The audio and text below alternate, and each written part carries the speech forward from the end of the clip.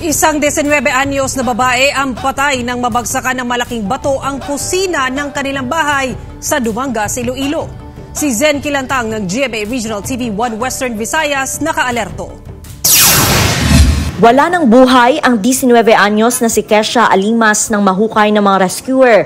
Ang katawan nito sa ilalim ng malaking bato na ito sa Barangay Sulangan, Dumangas, Iloilo. Ayon sa nakababatang kapatid ni Kesha, bago mangyari ang insidente ay may narinig na silang ingay ng mga nahuhulog na bato. Nagkataon namang naghuhugas ng pinggan ang biktima sa kusina kaya hindi ito nakalabas agad ng kanilang bahay.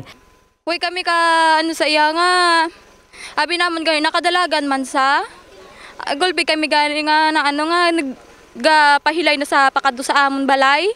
Kasamang nailabas ng bahay ni Denden ang 5 buwang sanggol ng biktima. Hindi naman makapaniwala si John Ray sa sinapit ng asawa na bumisita lang sa bahay ng kanyang pamilya kasama ang sanggol. May balay mga misaro to, dito mga mitiner.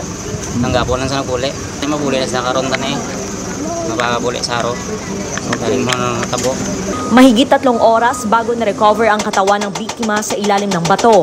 Dahil sa insidente, pansamantalang inilipat sa gym ng barangay ang mga residente na nakatira malapit sa lugar. Nahambala na sila nga hindi na dito magtener kag ihalin na nila sa balay nga safety o kon dito sa ilang gymnasium mismo o kon sa barangay hall kay ginapangitaan naton medyo sang local government unit kung paano sila mabuligan o through housing units para nga malikaw sila sa kapahamakan dito.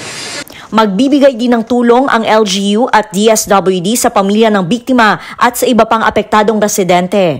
Mula sa GMA Regional TV 1 Western Visayas, Zen Kilantang, nagbabalita para sa GMA Integrated News.